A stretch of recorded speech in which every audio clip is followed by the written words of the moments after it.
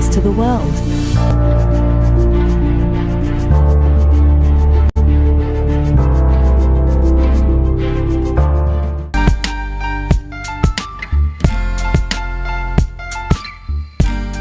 Put a smile on your face when you're moving from place to place. Good morning, good morning, morning, good morning, morning.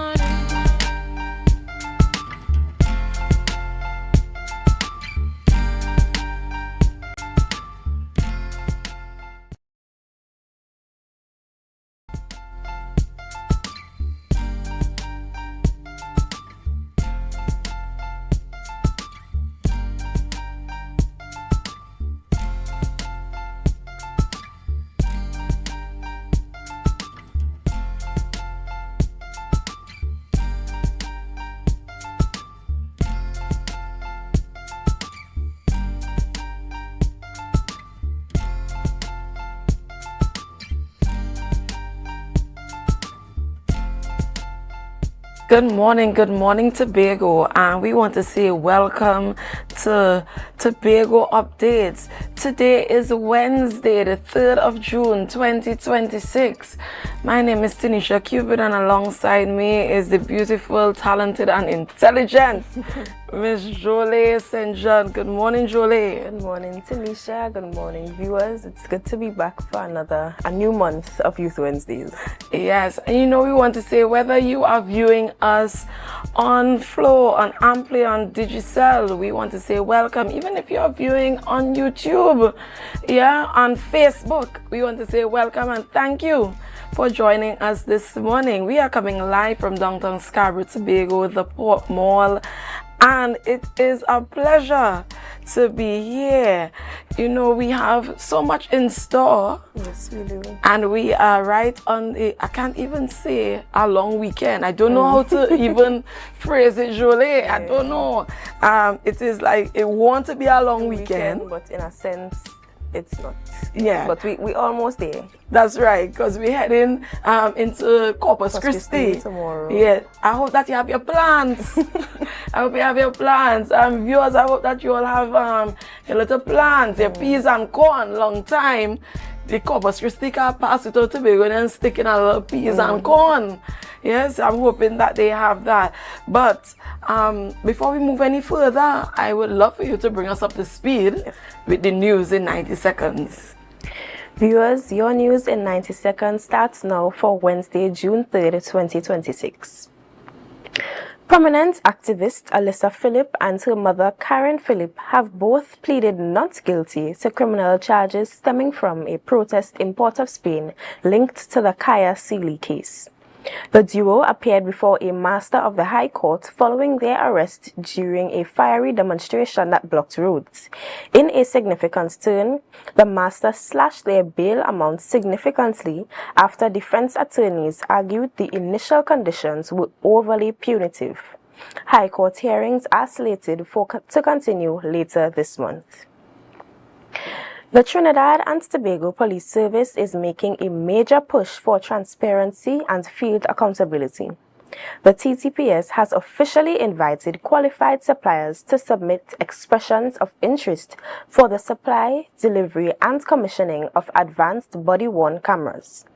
According to official procurement specifications, the required hardware must feature live streaming capabilities, a minimum of 6 hours of continuous recording battery life, and automated evidence management cloud solutions. Interested firms have until July 22nd to submit their sealed bids. Finally, turning to sports. Cricket Canada has been rocked by an immediate suspension from the International Cricket Council. The ICC governing board handed down the penalty following severe ongoing governance disputes and non-compliance issues with the Canadian Sporting Administration. The suspension halts all international funding to the body and throws Canada's participation in upcoming global tournaments into a total disarray until internal administrative overhauls are met. Viewers, that brings us to the end of your news in 90 seconds. Tune in again at 6:30 p.m. for our full newscast.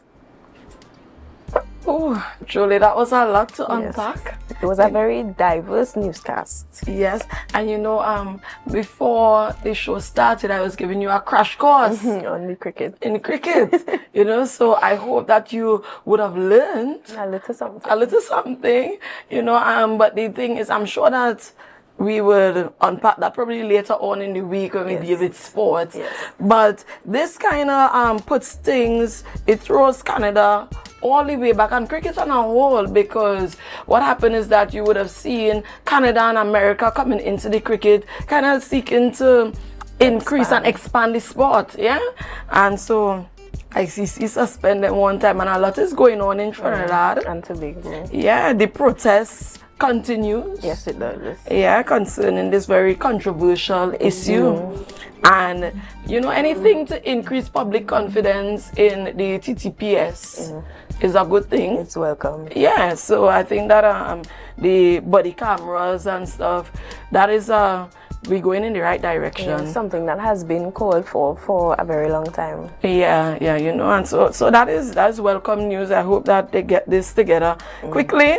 If you know that you could send out your bids, yes, send out your bids and see if you can provide that important device for the TTPS. Yes. We have some birthdays. Yes, we do. Moving now to the most celebratory part of our introductory program. Our first birthday this morning is Mr. Dyron Gregg. From the Tobago Updates team, we want to send you the happiest birthday greetings. We hope that you are celebrated in a fitting manner, and we wish God's richest blessings upon you on this special day. Up next, we have Earl Blackman. Looking quite dashing. Looking quite dashing. Seems like a character. Listen to me, and I know Mr. Blackman, all the way from Rocks Road. So big up yourself today, Mr. Blackman. I hope that you have a wonderful day and all God's blessing. Celebrate, and I don't think that we have a problem telling you to celebrate. Yes? So enjoy, be safe, and may June be something, maybe a spectacular month for you. Yes, and we have a short list today. So our last birthday is Mr. Wendell Lashley. Of course, from the Tobago Updates team, we want to wish you a happy birthday. We hope that you enjoy today, that you are celebrated throughout the month, that you feel appreciated and special, and that this day is special to you. You know, we want to encourage persons, if you're celebrating, feel free to involve us, include us in the celebration. We want to celebrate with you right here on Tobago Updates. So it can be a graduation. I know that we're heading into graduation. Yes, grad season. So it can be a graduation. Yeah, we're not limited to birthdays. It can be an anniversary. Send it to us, and we will be happy to celebrate with you.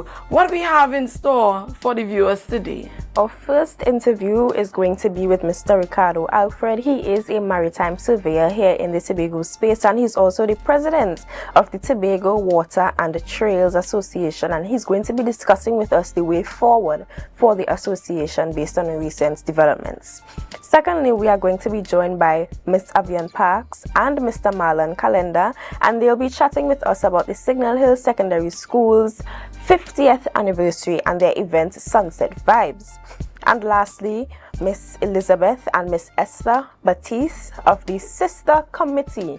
They are going to be discussing with us what I believe is a Father's Day event, Dear Daddy 2026. So our interviews and discussions this morning are going to be very diverse.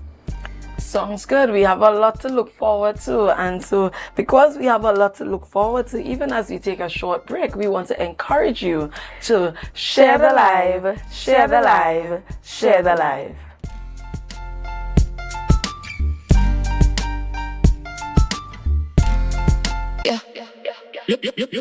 Looking for office attire or worship apparel, then come to Tia's Classic Closet. Shopping for casual clothing or just want to dress down. Big discount, so it's you on clothing and comfortable shoes. Get some wonderful accessories to match your attire. Come to Tia's Classic Closet at 39 Montgomery Road. Opening hours daily from 9:30 to 5:30. For more information, call 710 168999999. Can't thank you enough, Lord. Keep on blessing me. You bless me until it overflows. You bless me, you bless me, you bless me now. You bless me. Catch Sherwin Gardner live in Sold Out on Saturday 6th June at the Magdalena Grand in Tobago and Sunday 7th at Napa Porta, Spain. Save $50 on tickets bought by Saturday 30th May. Available in Tobago, Cass Supermarket, Yachts Marketing, Orange Hill, Crosscutters, Scarborough, Caribbean Jewelers, Lowlands Mall, Victory Outreach Church, Scarborough, Dominion Appliances and Gift Shop, Conby, Tobago. In Trinidad, Crosby St. James, All Extra Food Supermarkets, Simon's Music Supplies, Board Street, all Kenny's Sports Stores. Online at islandetickets.com. For more info, call 358-6397. Sherwin Gardner, Sold Out.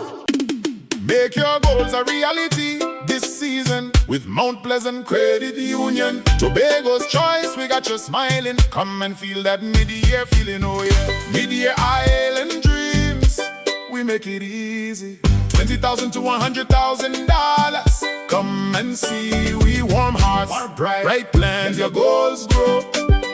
Mount Pleasant Credit Union, Tobago's choice. You know, every loan wants to prove more reasons to celebrate. Chance to win big, doesn't that feel great? Up to $3,500 in exciting gift certificates. Share investment starts as low as $2,500. Mid-year island dreams, we make it easy. $20,000 to $100,000. Come and see, we warm hearts, bright plans. Let your goals grow. Mount Pleasant Credit Union, Tobago's choice, you know. Step out of my dreams to my real life. This girl, I wanna know you feel like, yeah. Come closer to me, let the stars align, yeah. In the middle of the night, you bring the sunshine. Miss Lady, she have a pot on the fire, burn a flame when she cooking. The Caribbean is more than just a place. It's a spirit, resilient, vibrant, and full of possibility. Rooted in connection, driven by community.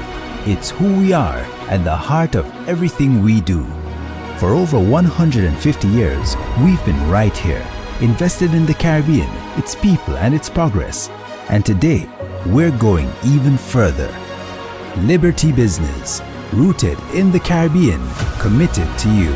And I have never, ever tried anything from the dirt oven. Let's go to the backyard dirt oven on a Thursday. You know, talk about authentic. On entry, I felt at home. I felt like I was going to visit my loving grandmother on a weekend. The kind of weekend where she showers you with love, stories, and food. This place is a home away from home. And just like I would do at home, I pop the question, what you had to eat day? And boom, coconut drops. Boom, bread.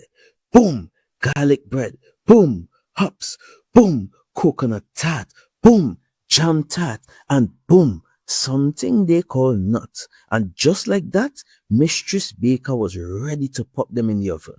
And don't worry, she had some help. And while we was waiting, I said, let me hear from Mistress Baker herself. Well, we've been operating for a couple of years now. We started, this was a COVID project. We operate strictly on Tuesdays only. You don't keep stock, we only sell on Tuesdays. Such a sweet lady. Hey, Olia, it's ready. When last you see a nice golden brown bread, sir? Backyard bakery for the win. Olia, a GT. I finally get me the oven bread with a little extra goodies on the side. You might be asking, where they're located? They are located on Bukuru, right on Nightingale Avenue, right before Racetrack Wheels if you're coming from town. Just look for the green hedge. You can't miss it. Pause. Check out the menu they one time. Honestly, guys, this is an experience I will never forget. It's a home away from home, a place filled with love, life, and most importantly, good bread.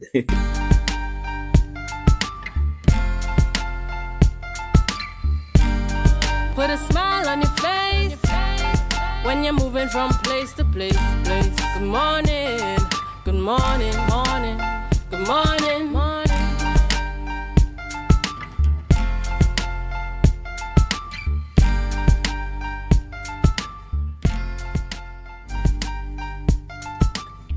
Welcome back, viewers, and welcome to those of you who have just joined our program. It is Youth Wednesdays here on the Tobago Updates Morning Show, and currently we are joined in studio by Mr. Ricardo Alfred. He is a maritime surveyor as well as the president of the Tobago Water and Trails Association.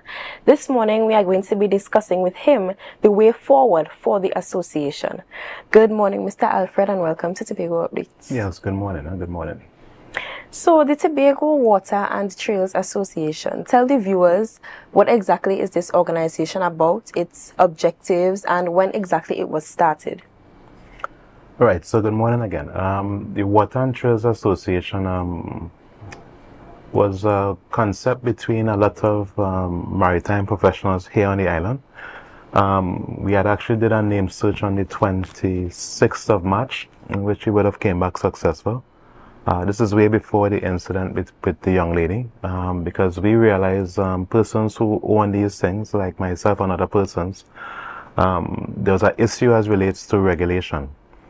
So with this association, it is aimed of connecting the dots. When I say connecting the dots, as relates to the reef boats, the persons who offer ATVs rides, the food vendors, jet skis, and all of those type of sports, water sports in that whole maritime area. Everything is connected via a loop, you know, in terms of if one of these services go down, it affects everybody, especially the vendors, you know. We are currently in negotiation with the vendors in terms of a proposal would have been sent to the THA, highlighting what the vendors want from the space, and so it is just to negotiate and to have further conversation with the THA. The vendors are very crucial because they must understand certain things, you know, stainless steel, wares, the correct use of these type of grills and stuff like that. They must be clean and that type of thing. We want to avoid any issues as relates to food poisoning or if anybody have any allergies, you know. So the association speaks to address some of these things through the vendors' views and comments. And with the reef boats, again, it's all about providing the different coverage that they would need, especially the training and the some level of professionalism as relates to what's happening there. Well, of course, with the jet skis, of course, you know, the way how they operate. And the ATVs currently operate in its space, but you will have some incidents from time to time. So again, it's to bring those structures in place so that should anything happen, it will be done in a structured, you know, manner, you know, in terms of connecting the dots. Okay, so as the association seeks to introduce structure and connect the dots, as you said, it is evident that Tobago's marine sector has grown significantly over the past several years, yes, particularly in areas like the glass bottom boat tours, the reef excursions, and other small craft recreational activities. With the recent regulation introduced via the Marine Park Bill, how do you see that specific introduction of such regulation affecting general operation, as well as how do you see it affecting the growth of that particular sector? Right, so what I would say to you is that currently there's no Marine Park Bill. There's not, so it's still in the air as relates to some consultation. What is happening is that right now the members regarding the whole jet skis and stuff like that, and the injunction, the guys are allowed now to go back into the space. That is, the defendants / the agents or persons who provide services of jet ski services in that area are now able to go back into the space. What is happening now is that it is done now through a system. The guys will now have their jet ski license. We would have done up all of the contracts so that persons are now able to provide to the clients contracts as to what they are signing for, so that we could have some data as to who is actually renting the jet skis. The behavior of some of the guys have now been, you know, we have been speaking to them about certain things. We have several meetings about the conduct, because we're dealing directly with the owners, not really so much the operators, but the owners of these craft, you know. So there want to be some stiff rules as relates to these type of behavior. we are in direct conversation with the guys on them in terms of the court matters and stuff like that. We do provide that support. So, I mean, the guys are now able to make back some revenue. I mean, these guys, I mean, my role as a surveyor and as an engineer really is to understand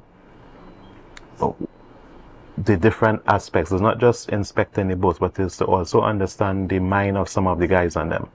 The type of behavior down there, of course, it cannot be continued, but it requires a constant approach in terms of dealing with the guys on them and how they behave, how they deal with the public. You know, it is unacceptable, but one must understand that the environment in which these guys operate, in the past it would have allowed for some of this behavior, but now it has changed. So we have to know some of the guys on them would have gone through a lot of I want to say childhood trauma. So it's all about connecting the dots and understanding how they are and working with them in terms of getting it changed. Sometimes people start conversation with a lot of negative, you know, in terms of, you know, you guys this, you guys that. But if you commend them and start off with some positive thoughts, saying, you know, you guys are doing a wonderful tourism product, it's always good to start with some level of sweetness, you know, rather than just going straight into the bitterness. So I am working with them. I mean, my role really, you know, is beyond the surveyor part, beyond the engineer, in terms of I do provide a lot of maritime training and I do provide a lot of mentorship as relates to how they conduct themselves in this whole industry. So we are for them.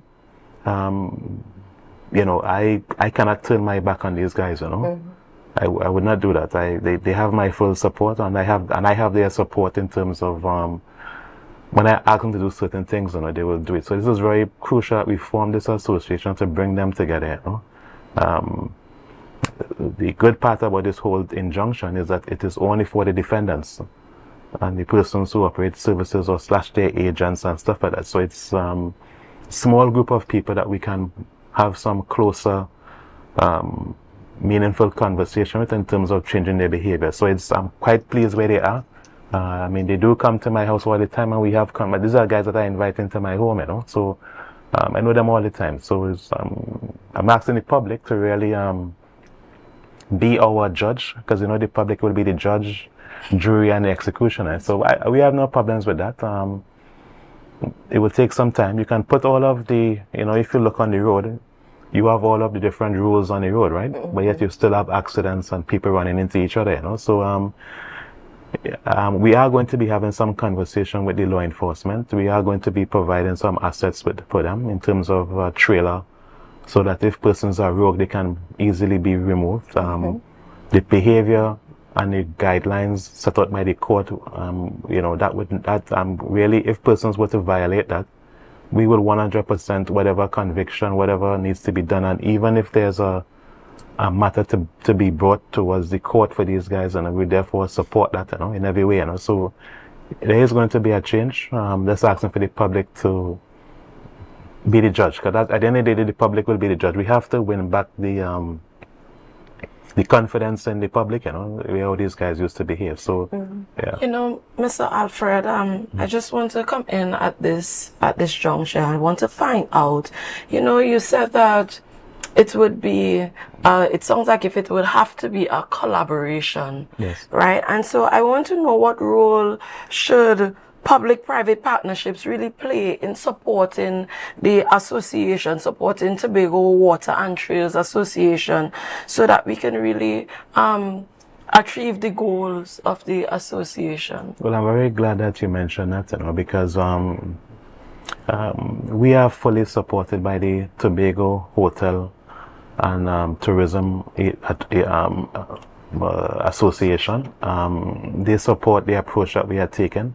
I myself am involved in providing accommodations. I understand what my guests will say, and I've been doing this for over 10 years, you know, so I've been hearing what the guests will say, hearing the different things that they would want that they go through, you know. And then you know, my place of work, I know exactly who comes to Tobago and what they bring to Tobago, you know. So we are approaching this summer, so we need to really get these guys in line. it's not a case where persons can come from Trinidad and bring their jet skis and operate. That would no longer be accepted. So they must go through some level of training. They must go through some level of conversation in terms of how they conduct themselves. So that association is very critical as relates to the tourism product. So it affects them. For persons who don't go to that no man's land and see what happens out there and see the different connectivity, the different races, the different meeting of minds, if you want to call it, I'm missing out so much, in terms of what really happens out there. I wanted to find out specifically about infrastructure. What infrastructure is needed to support safe and attractive water trails, because as much as we can say it contributes to the tourism product, safety is of utmost importance. And so I want to find out about infrastructure that is needed or that is already in place, or the association is putting in place to support the safe and attractive water trails. So right now, we do everything privately from funds, yes, from our membership. The PRO and myself and some other members, will are going to go out. That's Mr. Alvin Douglas. We're going to go out and put some 100-meter marks outside of the different restricted areas, so that persons and the jet ski members can know exactly where they're operating. We're also going to be providing maybe a trailer or so to the authorities. In terms of the infrastructure, we normally clean the trails. We normally maintain the slipway down at Boko there. That's all that is done privately, So there is going to be some level of collaboration when we all sit before the table with the authority, which is the THA, in terms of what is needed to really build this sector, As a surveyor, when I check certain boats, I see certain cracks and all of these things. They will not pass that survey. Any compromise to the hull will not be passed. Any damage to the engine will not be passed. So critical thing what is needed around Tobago is things like slipway and the access of getting the boats out of the water. This thing where you use these massive trail backhoes and stuff to pull boats out of the water and that type of thing cannot be the way forward in terms of building the sector. So there's going to be some changes. We are going to be approaching some persons, and we are in conversation with some people. As I mentioned, a proposal is before the tourism people regarding the vendors and how they operate, in terms of bringing some the toilet facilities and running water and all of these things. These things right now are done privately by persons in terms of filling water tanks via the jetty and coming to fill back up the little small receptacles on the beach. So there is some work to be done.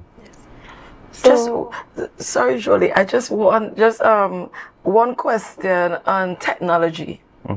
Technology is very important, and we're in a technological world, right? So I just want to find out just quickly how technology would help to improve, the marine safety, the environmental protection, and just the overall visitors' experience within the marine space. So the use of technology is very critical.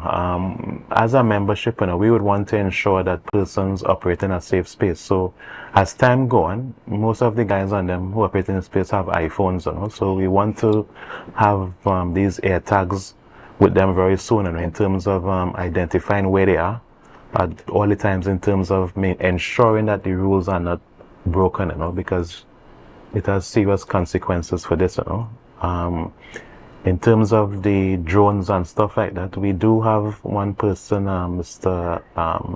Jeremy Atkins, who's the vice president, actually, in terms of, he's very skilled in providing this drone footage, which can be used to map in and to do some zoning as relates to having a more safer environment for the bathers. So, then we have Mr. Alvin Douglas, who is very key in terms of vessel removal, should a vessel be sunk, because you have a lot of technologies, underwater cameras, some floating, if you want to call them air mattress, to bring boats back up to the surface. So this is something that we use on a regular basis, GPS We have one guy with a jet ski that has fishing capabilities, in terms of finding fish.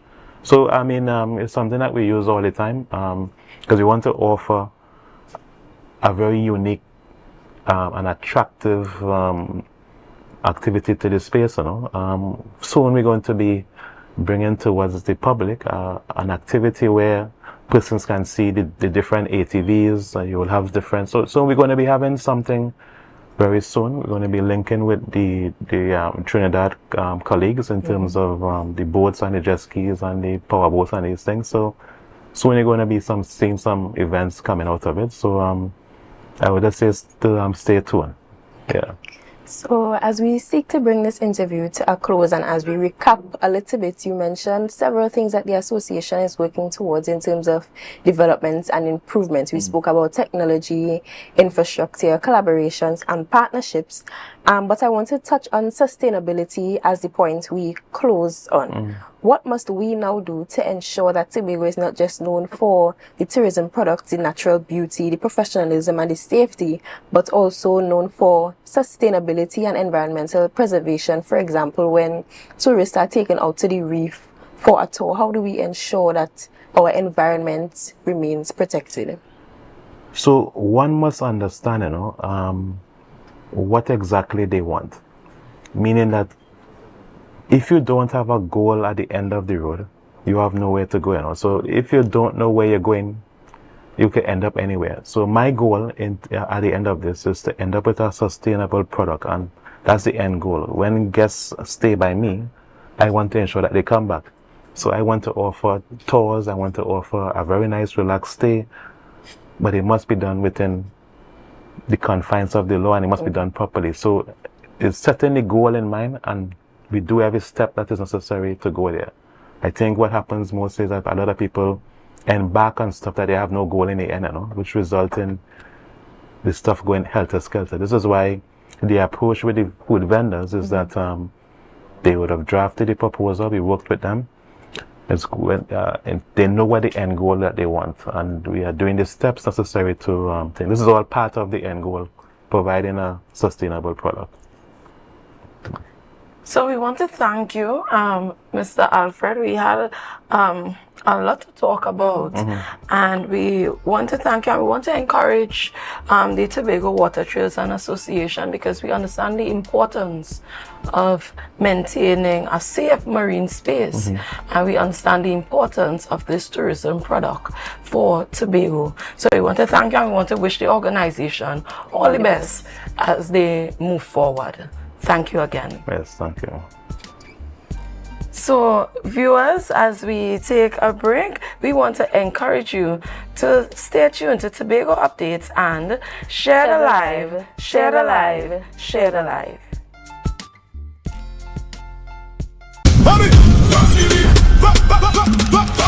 From the reef to the road. From the reef to the road. From the reef to the road. Tobago calling. Sweet vibes, sweet wine, everybody falling. We bring the culture straight to you. Tobago Updates, we keeping it true. Oh gosh. Tobago Updates. On the screen, there we go. You're home for October, carnival show. From the big stage shine to the Barricade line. We bring Tobago to the world in real time. Tobago Updates. Tobago Updates. Carnival 2026. We said the pace, pace, pace, pace. Wave your flag. Anywhere you're there. Anywhere. Island love, trimming all around you. Yeah. Big thing love, turn for the rhythm start. Tobago Updates, Caribbean art, Caribbean art, art, art, art. Sofa Factory is here in Tobago. Conveniently located Montessori Drive, Glen Road, Scarborough. Up to 20% off on select sofas for customization. Deals on some sofas from as low as $4,000 until stocks last. 10% off on all wardrobes. Half off on shower heads with the purchase of a vanity set. Come in and experience the new way to shop for furniture and see the quality in person. Early prostate cancer has absolutely no signs or symptoms, and that's why we strongly push the men once a year, get out there and get screened with a digital rectal examination and a PSA, prostate-specific antigen, a blood test. Any PSA above 4 is abnormal. All men, once they hit 40 years of age, go and have that PSA test done. Be viewing Caribbean Medical TV on this station.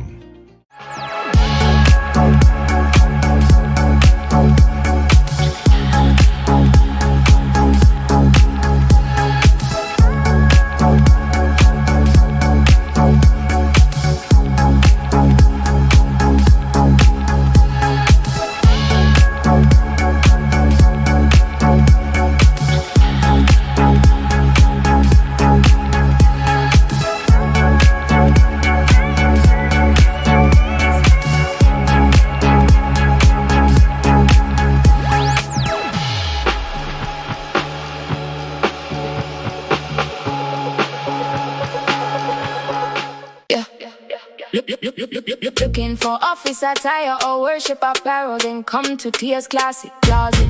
Shopping for casual clothing or just want to dress down.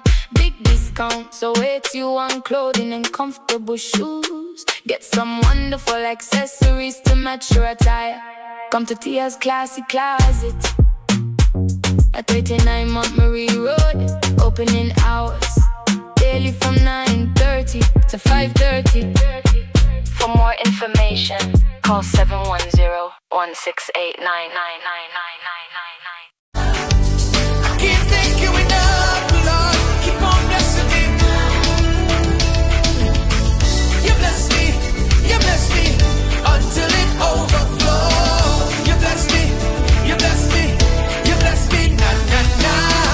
You bless me. Catch Sherwin Gardner live in Sold Out on Saturday 6th June at the Magdalena Grand in Tobago and Sunday 7th at Napa Porta, Spain. Save $50 on tickets bought by Saturday 30th May. Available in Tobago, Kaz Supermarket, Yats Marketing, Orange Hill, Crosscutters, Scarborough, Caribbean Jewelers, Lowlands Mall, Victory Outreach Church, Scarborough, Dominion Appliances and Gift Shop, Conby, Tobago. In Trinidad, Crosby St. James, all Extra Food Supermarkets, Simon's Music Supplies, Board Street, all Kenny's Sports Stores. Online at islandetickets.com. For more info, call 358-6397. Sherwin Gardner, Sold Out. Make your goals a reality this season with Mount Pleasant Credit Union. Tobago's choice, we got you smiling. Come and feel that mid-year feeling, oh yeah. Mid-year island dreams, we make it easy. $20,000 to $100,000. Come and see, we warm hearts, bright plans, your goals grow. Mount Pleasant Credit Union, Tobago's choice. You know, every loan wants to prove more reasons to celebrate. Chance to win big, doesn't that feel great? Up to $3,500 in exciting gift certificates. Share investment starts as low as $2,500. Mid-year island dreams, we make it easy. $20,000 to $100,000. Come and see, we warm hearts, bright plans. Let your goals grow. Mount Pleasant Credit Union, Tobago's choice, you know. Step out of my dreams to my real life. 'Cause girl, I wanna know you feel like, yeah. Come closer to me, let the stars align, yeah. In the middle of the night, you bring the sunshine. Miss Lady, she have a pot on the fire, burn a flame when she cooking.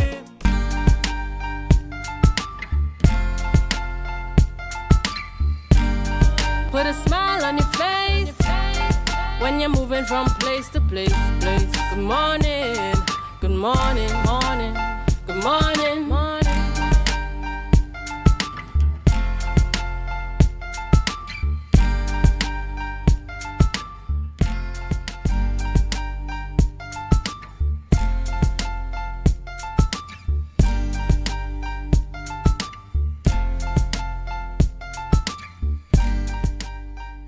Welcome back to all our viewers, and we have right here in studio, we have the lovely Miss Avian Parks, and she is here to speak on sunset vibes. Sunset vibes. And if you're not feeling the vibes, I am sure that when you see her, you would be feeling that sunset vibes. Good morning, Avian.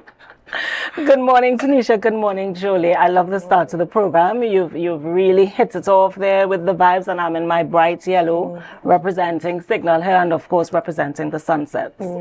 Lovely, lovely. Now we are speaking about fundraiser, and this fundraiser, we are leading up to the 50th anniversary of Signal Hill Secondary School, and 50th is a big year. And so we're expecting big things. But before that, we are kicking it off with Sunset Vibes, and just tell us a little bit about the event. Thank you very much, and I neglected to say hello and good morning to all your viewers. So the Signal Hill Secondary School is celebrating 50 years next year, and you are correct, 50 years is a very long time, so it's the Golden Jubilee. It was established on February 7th, 1977, and so Sunset Vibes, which will be taking place on August 8th, is actually a fundraiser / meet and greet cocktail event. So we are inviting everyone, all of the public. So it's not just the Compre posse. We are inviting all of Tobago, those in the diaspora, to lock on and come and be a part of this event. We do have a few, well, not a few, but we have a cast of past and present students. Well, you know, Signal Hill is known for talent, right? It is just one of those schools that really has an array of accomplishments and achievements. It's known for the academics, it's known for the sports, but we're also known for the performing arts, the creative industries. And so we have a number of artists who will be on cast.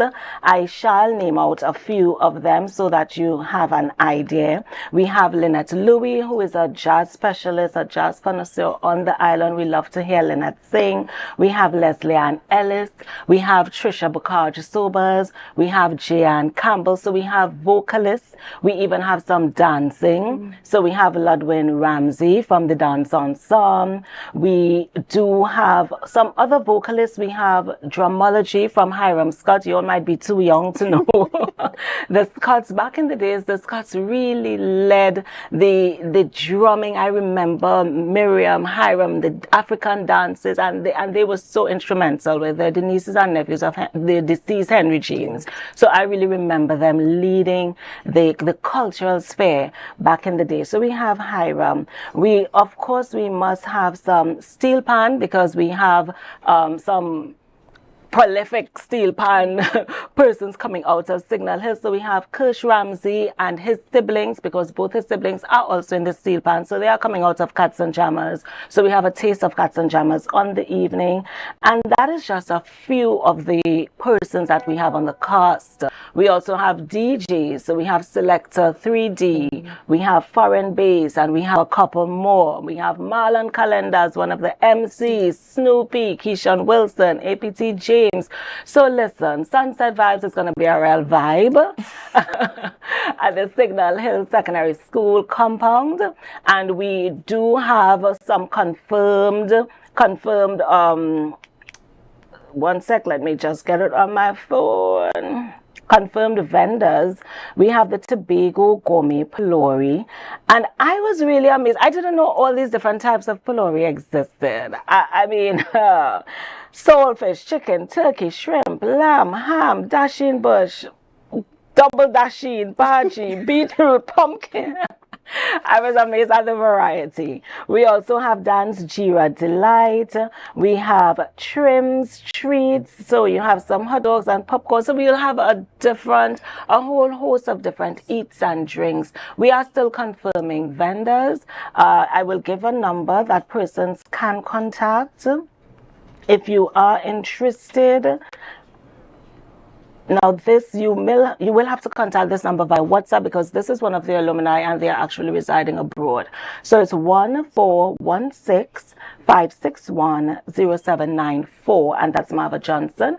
And I'll just call it again, 1416-561-0794, and that's Marva Johnson. So Marva is spearheading the programming planning committee, and they have been meeting regularly and really putting this entire event in place for August 8th. 2026. 2026. So viewers, if you did not get the vibe from the introduction, if you didn't get the vibe from the outfits Avian is wearing, I am sure you got the vibe from the cast. Julie, I forgot to mention the color scheme, the color code is yellow. Yes. So don't count anything else but yellow.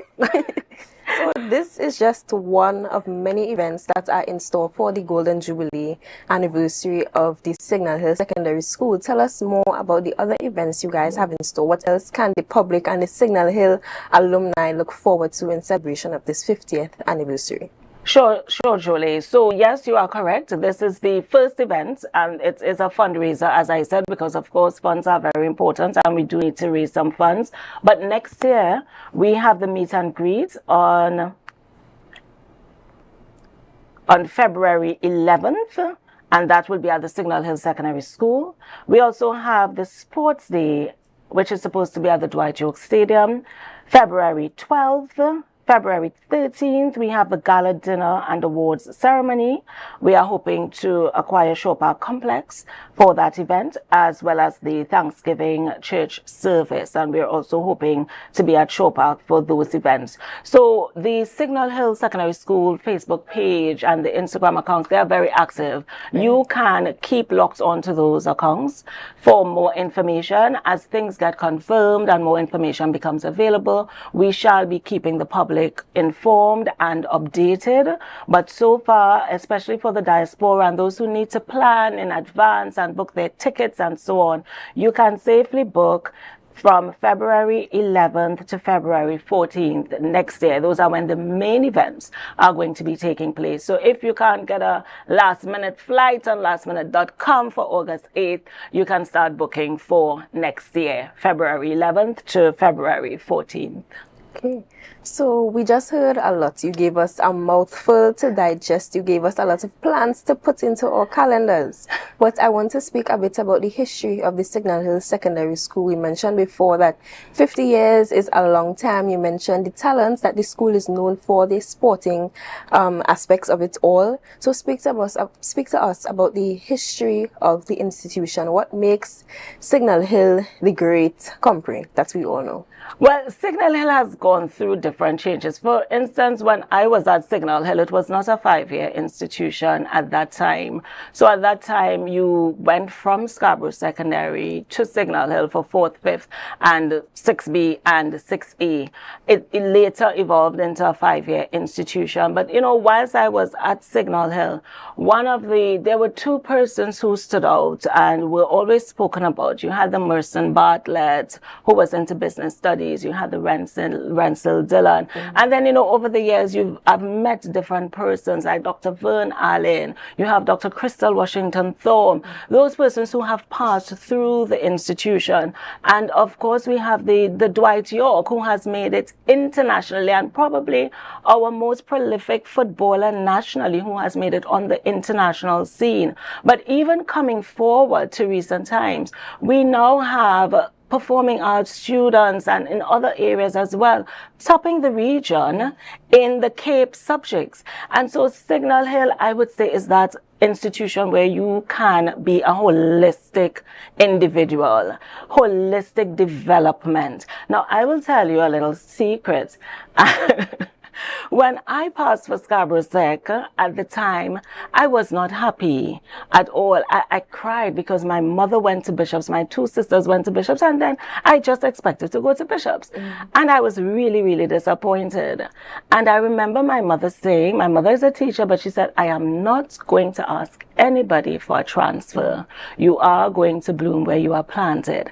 But listen to me, fast forward to 2026, I am so grateful to God for placing me in Scarborough Secondary and Signal Hill, because those were the schools that I needed to go to prepare me for my path. You know, we like to run with the crowd and we like to run with tradition, but I really believe that God places us where we need to be. That those were the schools that groomed me. Nobody could tell me that there is a better school or better schools than Scarborough Secondary and Signal Hill. I had so much fun. I feel very sad when I see students not able to enjoy their school life, because I think, that's when you're supposed to be young and you're supposed to be free and just milking and soaking up everything. And indeed, I went to both schools, and that is where I succeeded. I remember at fifth form level, I was probably one of 3 students that came out with 5 1s and 2 2s.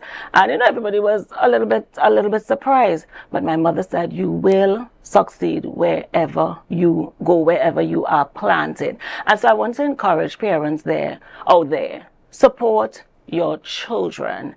Parental support and contribution is extremely important to the success of your children. They can succeed wherever. There is always going to be elements of deviant behavior. That is not a Signal Hill issue. It's not a Bishop's or Scarborough's issue. That is a worldwide issue. Thankfully, we don't have students going into the school and shooting up the entire school. So, not to compare, but we still have to keep heart. Here, you will always have deviancy, but it's a few apples. You have to look at the broader picture and what is happening across the school system. There are very good teachers at Signal Hill and a principal who is very involved and very passionate about the education and the success of the school. Support them. Encourage your students to do their best when they go. And you can make it anywhere in the world. I later went on to the UK, and it was so interesting because at Signal Hill, I remember I did typing. And some person was like, oh, what are you doing typing? Listen to me. You see that typing? When I went to the UK, at that time, to get the lower level secretarial office jobs, which is what you want to make money to go to university, everybody was advertising for typists, 60 words per minute. And I was there applying, and look at the Signal Hill girl typing. And I was signed up to agencies. I was turning down jobs in England because they could not stop calling my phone because I was past 60 words per minute, and I'm there going away in the offices in the UK, and the agencies loved to call me for jobs. I'll be like, sorry, I'm already booked. So wherever you go, it prepares you for the life that you have to lead. We are individuals. We want to stick a pin right here because I am feeling the vibes. Let me tell you something. I was sold from, I heard Lynette Louis. That was it. However, just let us know if there is a cost attached. Sure. And we would seek to wrap the vibes there because we know that Signal Hill will be back as they continue to have these other events. Yes. So tell us about the cost so that we can find ourselves at Sunset Vibes. So you want to ensure that you get a ticket for Sunset Vibes. The advance contribution is $100. Only $100. You could afford to buy 5, 6, 7 tickets. Buy for your friends, your family, your enemies. I know Tobago Updates will buy tickets for all the staff here at Tobago Updates and even some of the visitors. So yes, so $100 for a ticket, $125 at the door. We will let you know when tickets become available. They will be becoming available very soon, and we will publicize that as soon as they're available. So it's only $100. Thank you very much. So you've heard it right here, and you want to find yourself at Sunset Vibes on Saturday, 8th August 2026 at Signal Hill Secondary School's compound, 5 p.m. So thank you again, Ms. Sparks. And viewers, we want to tell you to share the live, share the live, share the live.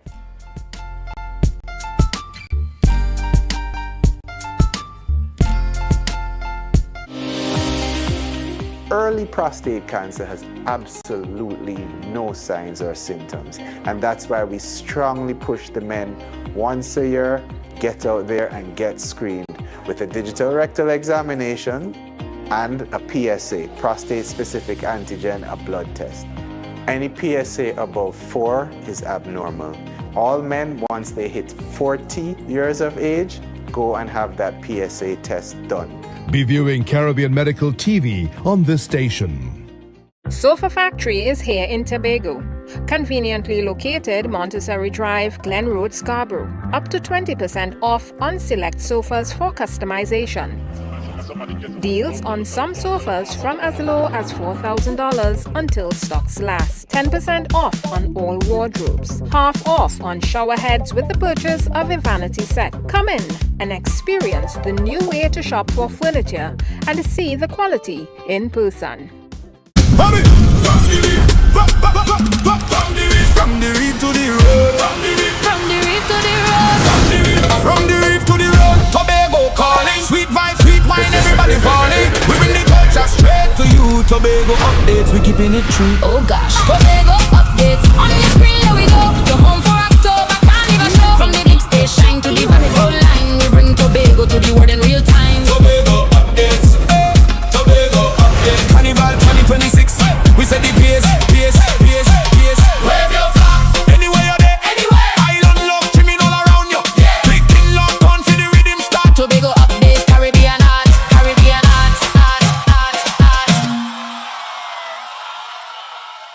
Yeah. Looking for office attire or worship apparel, then come to Tia's Classic Closet. Shopping for casual clothing or just want to dress down. Big discounts awaits you on clothing and comfortable shoes. Get some wonderful accessories to match your attire. Come to Tia's Classic Closet at 39 Montgomery Road. Opening hours daily from 9:30 to 5:30.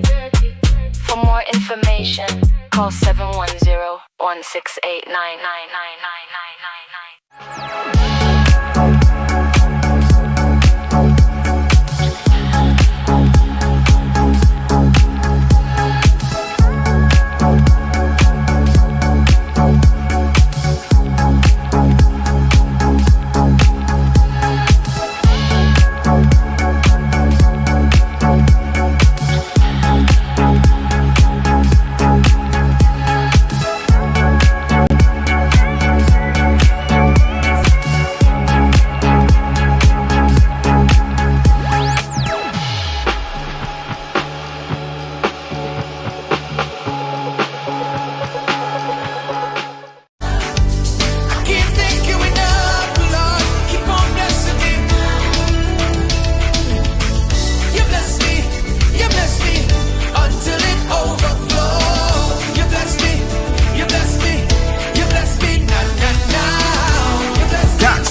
Gardner live in Sold Out on Saturday 6th June at the Magdalena Grand in Tobago and Sunday 7th at Napa Porta, Spain. Save $50 on tickets bought by Saturday 30th May. Available in Tobago, Cass Supermarket, Yachts Marketing, Orange Hill, Crosscutters, Scarborough, Caribbean Jewelers, Lowlands Mall, Victory Outreach Church, Scarborough, Dominion Appliances and Gift Shop, Conby, Tobago. In Trinidad, Crosby St. James, all Extra Food Supermarkets, Simon's Music Supplies, Board Street, all Kenny's Sports Stores. Online at islandetickets.com. For more info, call 358-6397. Sherwin Gardner, Sold Out.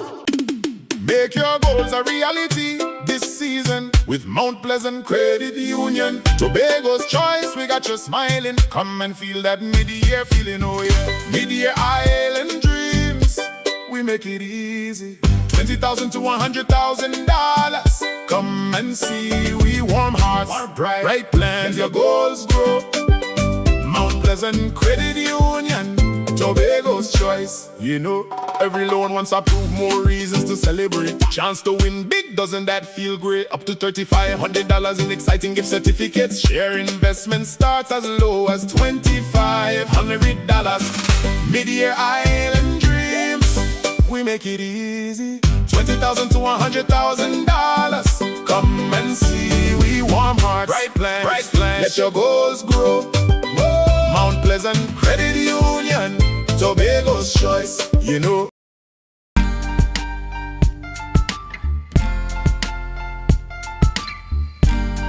Put a smile on your face when you're moving from place to place. Good morning, good morning, morning, good morning, morning.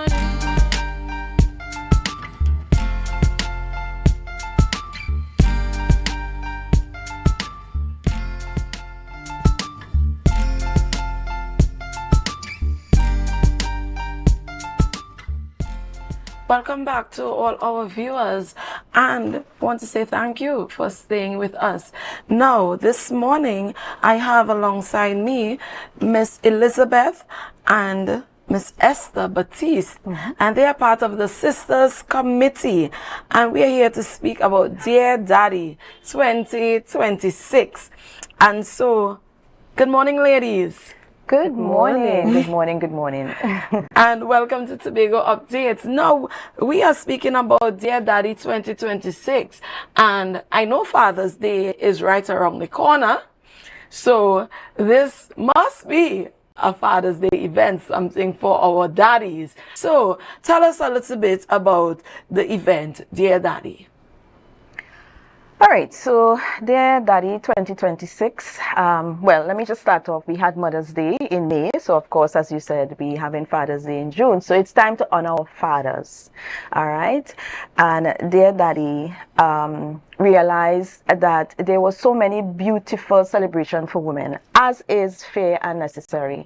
But we felt that we needed to intentionally make Father's Day similarly with celebrations and appreciation, and we decided that we wanted to honor our fathers and appreciate them, and that is where we would have coined the Dear Daddy 2026. Now, we would have had Dear Daddy 2025 last year, and that was very, the response was outpouring.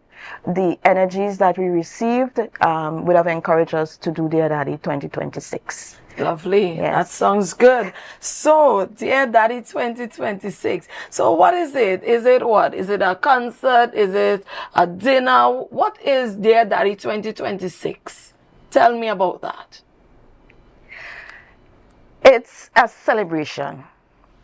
It's honoring our fathers. It's saying that we appreciate you, we see you, we value you. It's creating a experience, a space where they can come. We have live entertainment. We have, of course, the food, because, you know, daddies with their bellies. I was just getting to the food. Daddies with their bellies. So we'd say the food, the entertainment, the ambience, the event itself is curated for fathers in mind. Lovely. What date would be the event and where would it be held? The event, yes, the date is on the 21st of June, 2026, and it will be held at the Lowlands Multipurpose Center at 4 p.m. At 4 p.m. Lovely. So, is there a cost attached to the event, Esther? Yes, it's only $275. Not too much to give to daddies. At all, not too much to give at all. And what can we look forward to? Would there be entertainment? What can we look forward to for our dads? We have, first things first, they will have a mocktail coming in, a complimentary drink. They will be seated. All right, and we start the entertainment from there. We have games, we have giveaways, we have lots in store. It's a fun, interactive evening, right, from 4 p.m. until 9 or thereabout.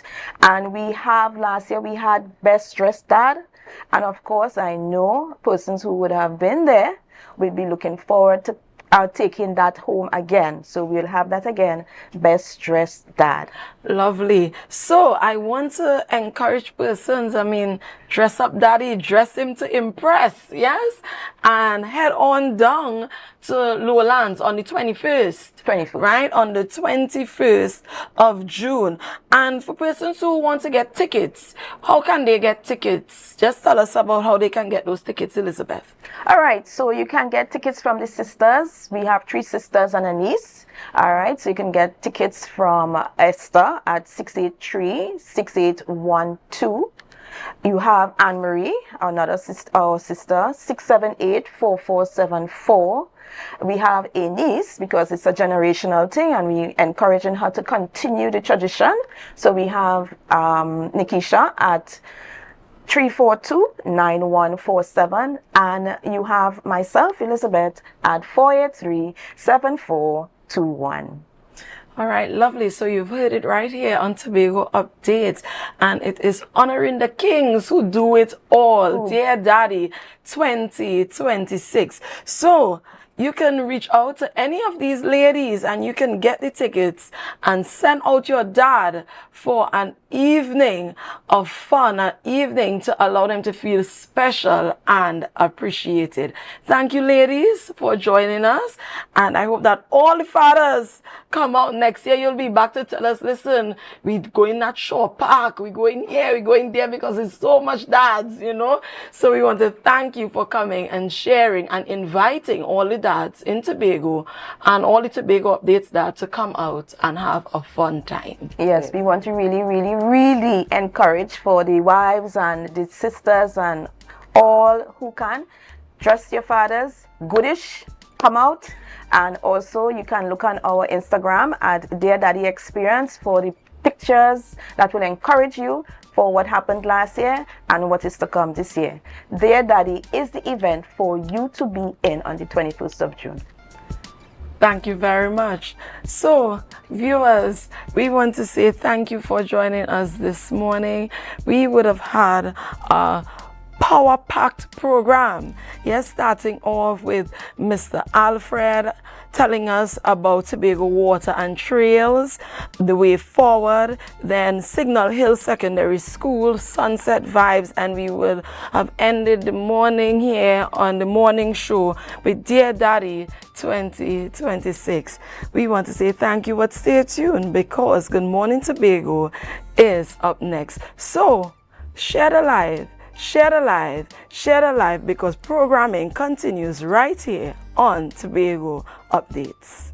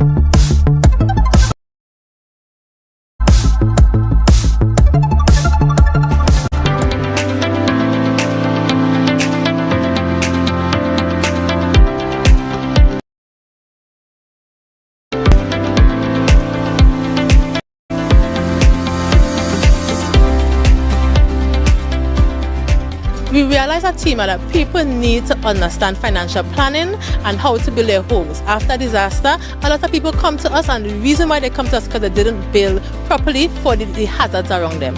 We had topics such as financial planning, land use, building codes. We had the insurance agents talk about the type of insurance that you really need, and we really thank them for having an excellent presentation today and giving everybody what they need. A lot of questions were asked and they were answered excellently. People who weren't here missed out. So pretty much what we set out to do, and I think we did so successfully, was to give persons the tools to equip them with readiness for the upcoming hurricane season. That's both financially and the hard facts in terms of what you need to know about your home, what can be done beforehand to secure it, and what can be done after a disaster hits. I think a lot of the messages hit home in terms of it was personal, real life scenario situation, especially Mr. Stewart gave a lot of real life situations in terms of where disasters happen when persons didn't expect it. It doesn't have to be a hurricane or a storm, it could be prolonged rainfall, and that could bring a disaster in certain areas.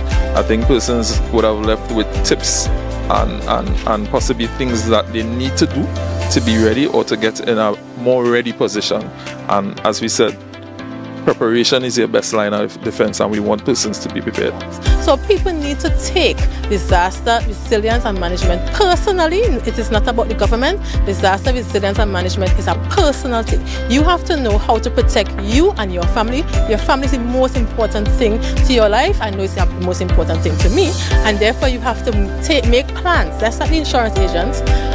just make plans for your future. Therefore, it's not only insurance, it could be insurance, it could be a plan, it could be having a communication plan, where to go, who to call, because people don't even know that.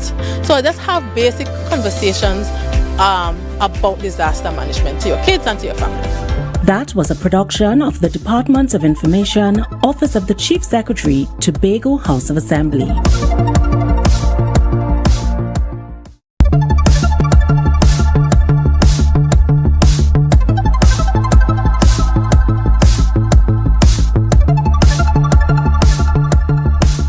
Congratulations, you're in the glory of God. Congratulations, He has done it for you. And you will come back with a new song to sing. God is good. Yes, you will come again with a new song of praise. God is good. What we are seeing here today, I was in Tobago before when she had it in the ground. There's no greenhouse, it was just a concept. And seeing it today, it's exactly what we wanted from the innovation project, to be able to see scale up employment, looking at that substitution. When you talk about importing food, I think we're really on our way. The owner of PEB's Prosperous Hands actually did approach the Business Development Unit for a loan. So we do have a loan program specifically for very critical sectors in Tobago: agriculture, tourism and digitization. And I found it very important for us to invest in this initiative, and I can say for today that we feel a sense of pride having invested in this project and seeing it actually come to fruition. We are very proud to be able to have an accomplishment that we can show to the Tobagonians as one of the things that the Mega Farming Development Program has successfully collaborated on. The Mega Farming Development Program is really tasked with the optimal utilization of state lands. What you see here today is a representation of my determination, resilience, faith in God, persistence, and I am so proud of where I've come from, what I've been through, and I just continue to give God all the glory, all the honor, and all the praise. I want to say a special thanks to my spiritual covering, the Ramdials. Special thanks to my friends, family, destiny helpers, and all those who sold into this vision for PEB's Prosperous Hands. Congratulations, no more tribulation. That was a production of the Department of Information, Office of the Chief Secretary, Tobago House of Assembly. You're viewing Tobago Updates Television, your exclusive gateway to Tobago, broadcasting the beauty of this island paradise to the world.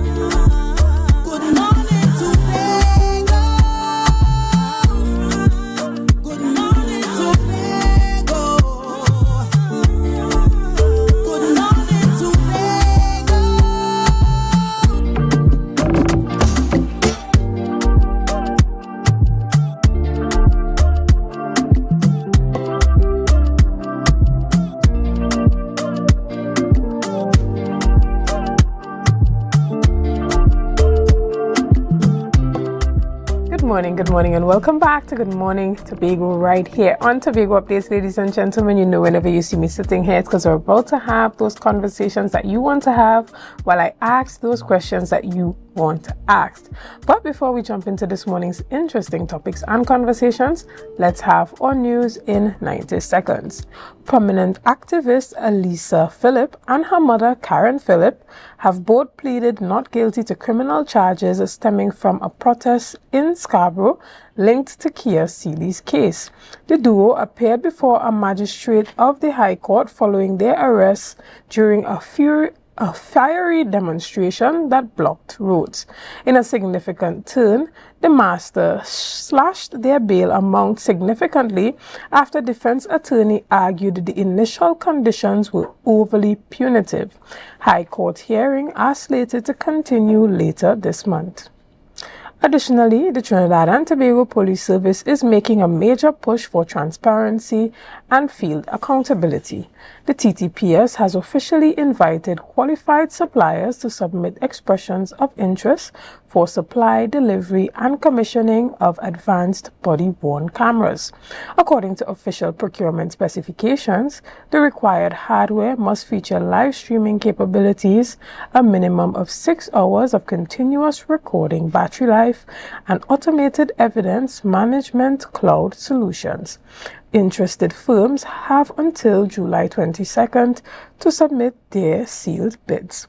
And finally, turning to sport, Cricket Canada has been rocked by an immediate suspension from the International Cricket Council. The ICC governing body handed down the penalty following severe ongoing governance disputes and non-compliance issues within the Canadian Sporting Administration. The suspension halts all international funding to the body and throws Canada's participation in the upcoming global tournaments into total disarray until internal administrative overhauls have been met. And that was our news in 90 seconds. Ladies and gentlemen, this morning we jump straight ahead into our conversation, and we are chatting about a topic that we have chatted about before here. But just as a reminder to you, we are chatting again about the Hike and Plant 2026 that's happening right here in Tobago. To have that conversation with me this morning, I have the ability to chat this morning with Miss Camlin Melville Panton, who is the Assistant Conservator of Forestry, and she's also one of the directors for Forestry, Watershed and Rehabilitation, right? Good morning and welcome. We are chatting about this exciting hike and plan that we've been chatting for a number of days here, and I even chatted with some young ladies from the Signan Hill Environmental Club yesterday, and they told me that they would be partnering with you for this exciting event that's happening. We're talking about the Hike and Plant for World Environment Day Tobago. Good morning again. Good morning there. Good morning Tobago and Trinidad by extension. Good morning. Tell us a bit about what's happening on Friday in terms of the start date, gathering time, and why it's important for persons to come out and really be a part of this hike and plant. Okay, so on Friday, which is World Environment Day, we'll be doing a hike and plant, as you would have mentioned, at the Lekito River. That's by the Lekito and Mason Hall Bridge. Adjacent to there, we'll be doing that hike and plant, and it's going to start at 8 o'clock, not 8, 8 o'clock, sorry, and we are expecting persons to be there earlier than that. Yeah, and the reason for this is that because we have been experiencing areas that are denuded, which actually means people would have deforested the area, yeah, removed trees where trees are supposed to be. So the reforestation program would have been able to facilitate that part of the reforestation process in having persons come and do a hike and plant, which actually means you're recreating while you're planting the plants, yeah, to ensure that the areas that are denuded are replanted. Why is it important for persons to continue replanting trees? Because persons may be thinking, well, this is something that happens automatically as a part of the ecosystem. Plants just grow. But in cases where, we need to have persons giving back to the earth. Why is that necessary? And why is there a misconception that trees grow on its own and doesn't necessarily need persons to plant them? Well, there's not a misconception. It does happen. There are trees that will grow by itself. Well, in the sense that there are events that will take place where birds will eat some of the plants, well, the fruit of the plants, and drop the droppings. Through their droppings, the seed will regenerate, right? There are other areas where trees might be cut and they will regenerate themselves, but it takes a longer time. And so it's important for persons to go into those areas, because every year, you know, we experience the rainy season. And if it is that we leave these areas denuded or deforested for too long without replanting, we can experience a lot of flooding, a lot of erosion. So that is one of the reasons why we as persons should go into areas that we need plants. Those areas that are denuded, of course, we will experience a lot of landslides, land slippage. Of course, we will have seen these happening in Tobago in recent years. And that is because of the amount of fires that have been set, the amount of trees that are being removed from the forested areas. And more so, the fact that we are doing the hike and plant in Lekito, it's under our riparian area, which simply means that luscious area alongside the streams and rivers. These areas are going to be replanted to ensure that the microclimate or the ecosystem that exists in those areas are maintained. And this will protect the rivers more so, because when we have the trees covering the land, it ensures that flooding doesn't take place. Whenever it rains, actually, the amount of water that comes down, the soil is being compacted by the roots of these trees. So it's more or less protected. It protects the area from erosion. It protects the water from being fertilized by farmers, because we notice these days that there are lots of persons going on the riverbanks to plant because of the availability of water. But with the trees there, the amount of fertilizers and chemicals that will get into the stream is minimized. Yeah? Understood. And for persons who are interested, this event is taking place from 8 a.m. to 11 a.m. But Friday is a regular working day. How do working persons be a part of this hike, like myself? We are hoping we are being allowed a couple hours to be a part of the hike. Well, I'm hoping that your supervisors will see this part of the program and realize the importance of it, because we need people to assist us. We have persons working with the reforestation program. Of course, they will be there to do that, and us as members, but we are asking persons in Tobago and even in Trinidad who are able to come across, because I know it's a holiday on tomorrow, Thursday, and some persons from Trinidad are there. We're welcoming anybody. So you can go on the reforestation page, and there's a application form there that you can fill and let us know, okay, you're coming, because we have to provide certain things for persons who are coming. Right. Tell us a bit about creating an environment and a community around, forestry and just environmental awareness and sustainability, because we see a number of different groups arising in Tobago. We have the bikers, we have persons doing all sorts of things. We have persons playing pickleball, we have everything that you can think about. You have different groups of persons with the interest in those different things coming together, forming associations, forming organizations.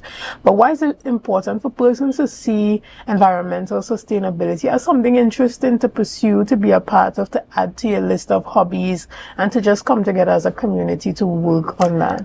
First, we as environmentalists, if I may call myself that, we first have to educate our population for them to understand the importance of trees, because a lot of people will see trees as just bush. And I understand that, because when you're growing up, you see it as bush, right? But as you get older, you realize the importance of trees. So I'm hoping that when we go out and do our educational programs, which we do in our Department of Natural Resources and Forestry, reforestation is another group that does that. We have environmental groups in schools.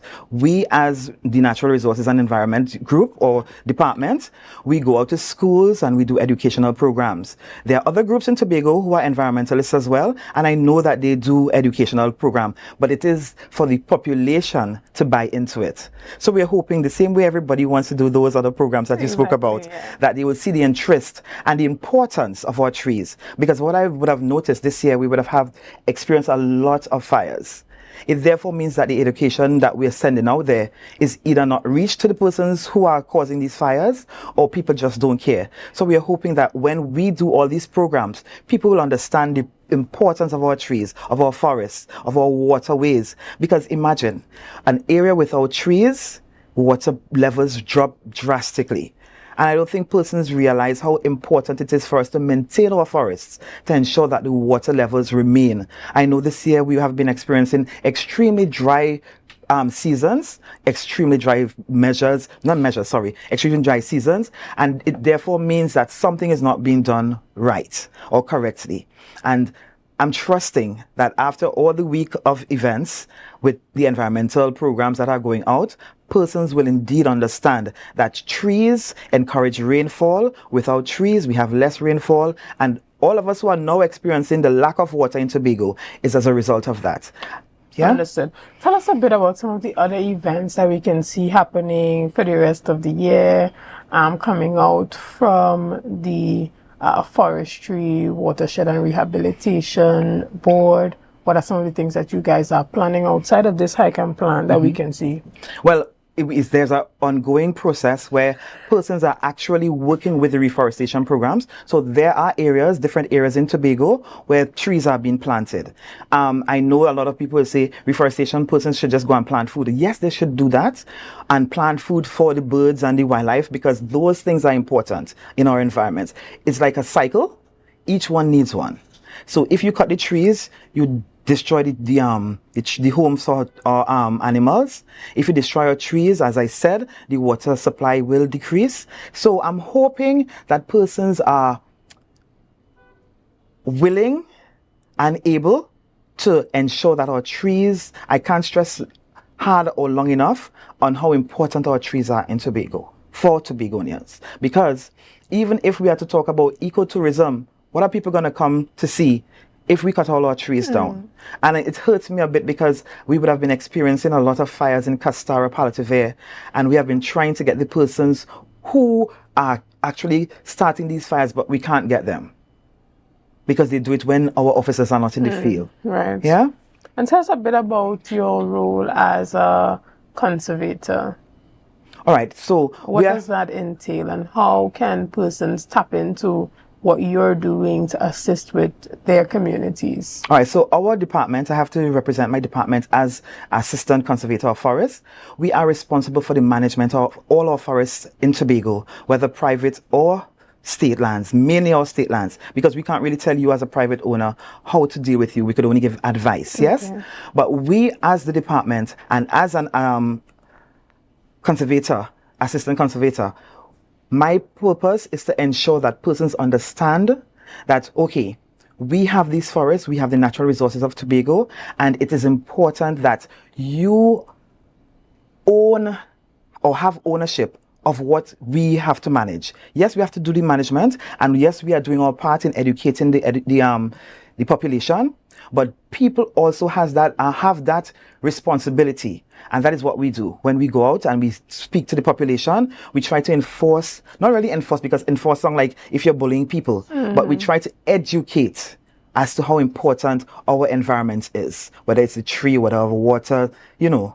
Right, and how does this hike fit back into that entire agenda of informing the public of the importance of that natural conservation, planting, water, just using the little that they have to contribute back to overall environmental sustainability? So what we're thinking is that if persons come to plant a tree, they will see how important, because I did this, I'm going to ensure that this maintains. Right. Yeah? We want to have persons owning the fact that I am responsible for the environment. I'm responsible for this tree. And because you see persons cutting tree, you will say, you know how hard it was for me to go up on the hill or to go and dig holes to plant a tree to ensure that our environment is being maintained.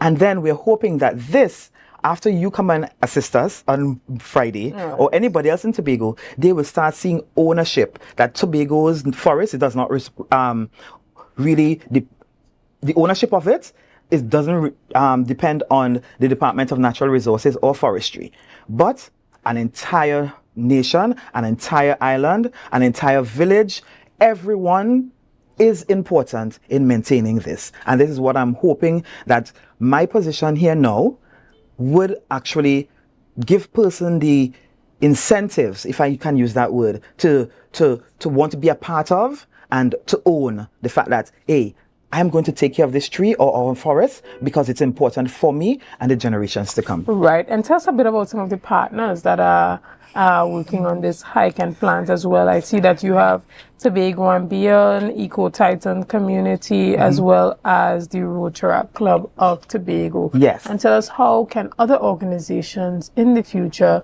be a part of some of the initiatives that you guys are doing? So yes, you would have called all those partners rather, and we are encouraging other persons to come on board.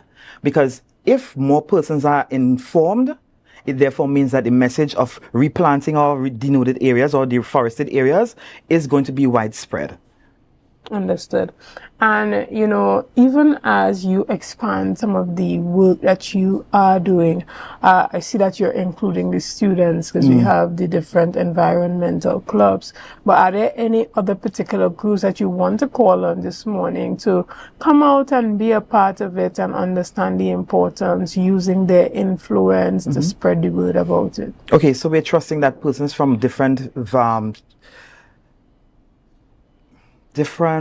churches, the youth groups, the female association, I'm not sure the names of the groups in the churches, but we want persons in churches to also see that God would have given us this opportunity to participate in maintaining what he would have blessed us with. He created the entire world before he created man, and therefore meant that he knew what was important for us.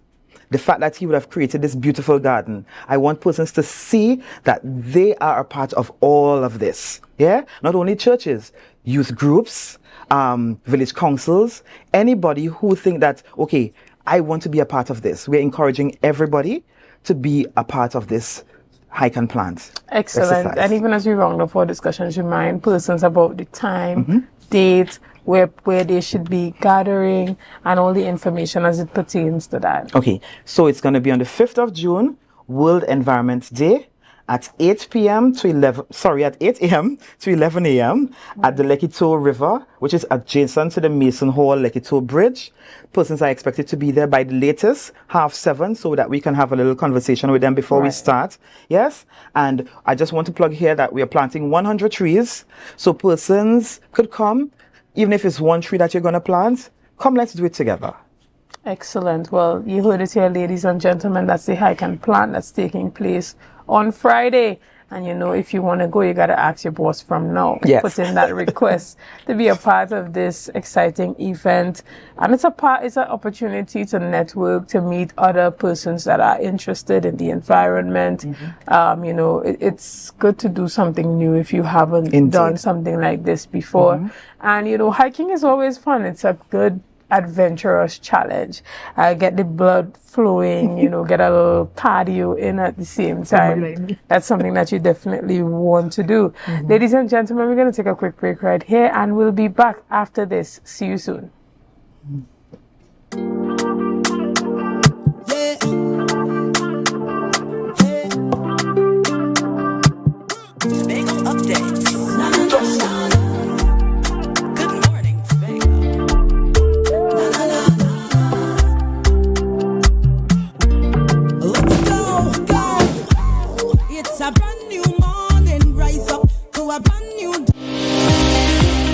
Early prostate cancer has absolutely no signs or symptoms, and that's why we strongly push the men once a year, get out there and get screened with a digital rectal examination and a PSA, prostate-specific antigen, a blood test.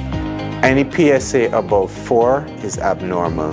All men, once they hit 40 years of age, go and have that PSA test done. Be viewing Caribbean Medical TV on this station. Step out of my dreams to my real life. 'Cause girl, I wanna know you feel like, yeah. Come closer to me, let the stars align, yeah. In the middle of the night, you bring the sunshine. Miss Lady, she have a pot on the fire, burn a flame when she cooking.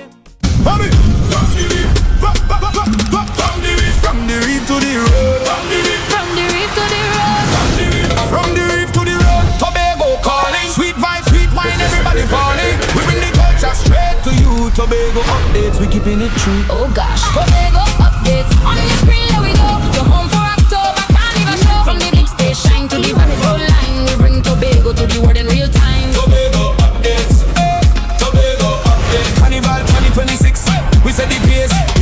Wave your flag anywhere you're there. Island love trimming all around you. Picking lock on to the rhythm start. Tobago updates, Caribbean art.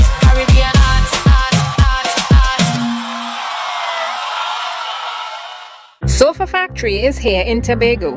Conveniently located Montessori Drive, Glen Road, Scarborough. Up to 20% off on select sofas for customization. Deals on some sofas from as low as $4,000 until stocks last. 10% off on all wardrobes. Half off on shower heads with the purchase of a vanity set. Come in and experience the new way to shop for furniture and see the quality in person. Make your goals a reality this season with Mount Pleasant Credit Union. Tobago's choice, we got you smiling. Come and feel that mid-year feeling, oh yeah. Mid-year island dreams, we make it easy. $20,000 to $100,000. Come and see, we warm hearts, bright plans, your goals grow. Mount Pleasant Credit Union, Tobago's choice. You know, every loan once approved, more reasons to celebrate. Chance to win big, doesn't that feel great? Up to $3,500 in exciting gift certificates. Share investment starts as low as $2,500. Mid-year island dreams, we make it easy. $20,000 to $100,000. Come and see, we warm hearts, bright plans. Let your goals grow. Mount Pleasant Credit Union, Tobago's choice, you know.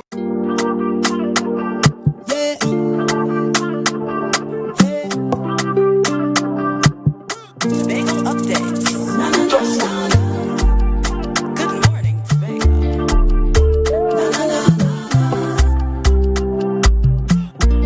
Let's go.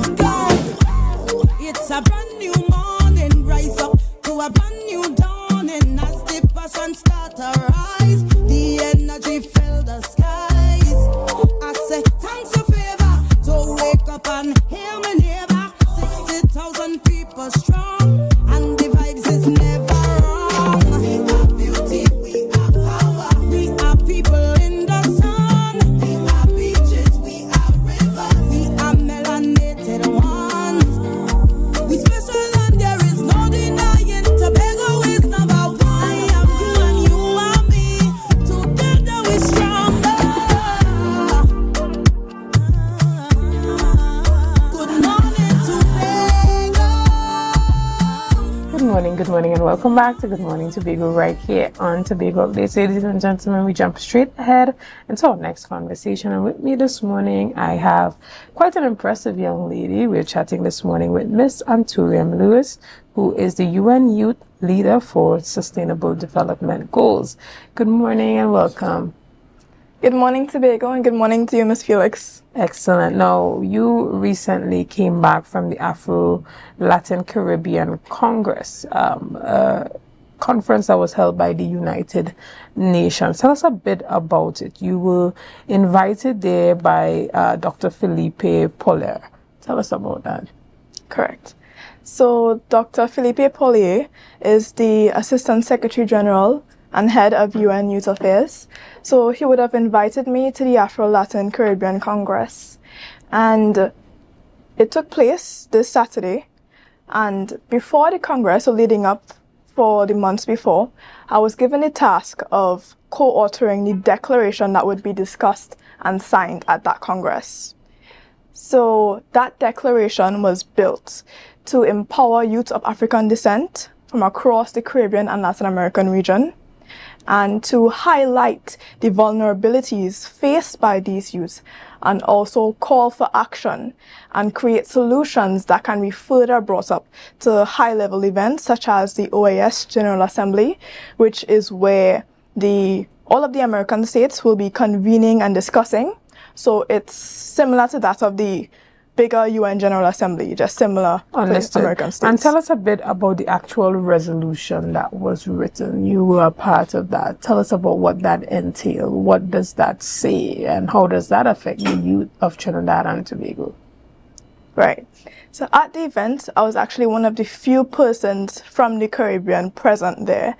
So it was a challenge for me because I had to be able to speak Spanish and have that live translation going on because there were a lot of people from Latin America being represented. So I had to ensure that the Caribbean was not underrepresented and that we were placed in the discussion and that we also had our own segment of discussion focused on us.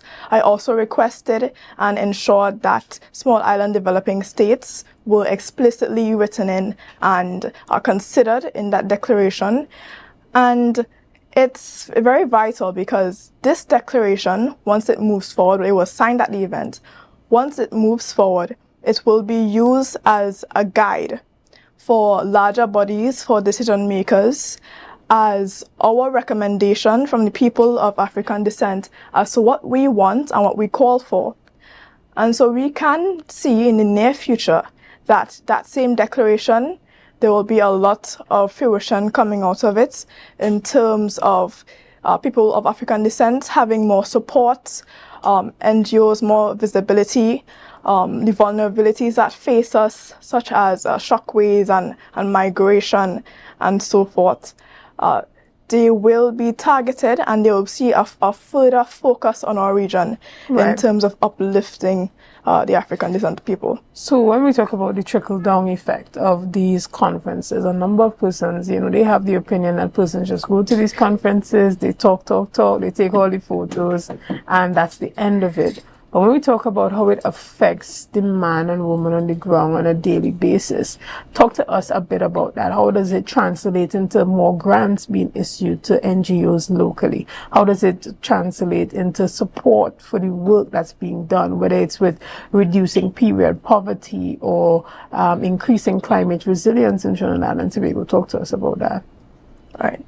So said declaration, once it is discussed at the OAS General Assembly and also brought in to the UN country teams, they would now partner with local bodies, local organizations, the local ministries, and ensure that programs are done.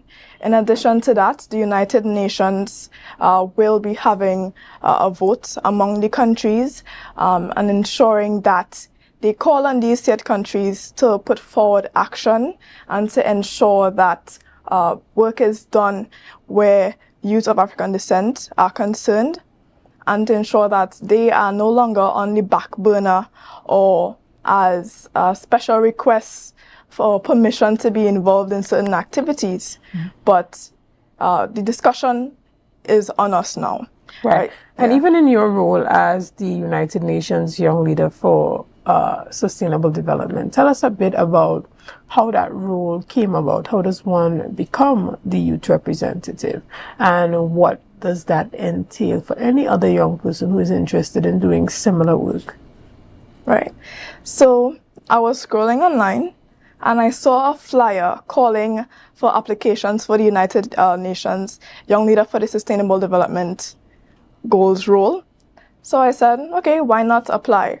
So once I applied, I later found out that that application was out of 33,000 people from over 150 countries. And by God's grace, I was chosen as one of the 17 young leaders to be in a cohort. And I was appointed to represent the Caribbean and Latin American region.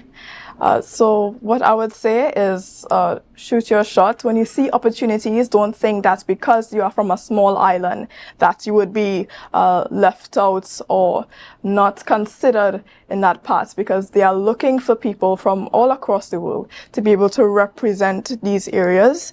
And so I had the faith, I took the leap, and that is how I have the role right now. Now, in terms of what the role entails, I would say it is to propel the localization of the Sustainable Development Goals across the region, as well as to contribute to international discussions. So as you see with the Congress that I went to on Saturday, that's part of my role. as well as to write a biannual progress report, which entails me describing progress made in the region towards the 2030 agenda. Right, so this is really for the United Nations to see at what rates are we propelling towards that agenda, what help is needed, and where the funds should be allocated, etc. Understood.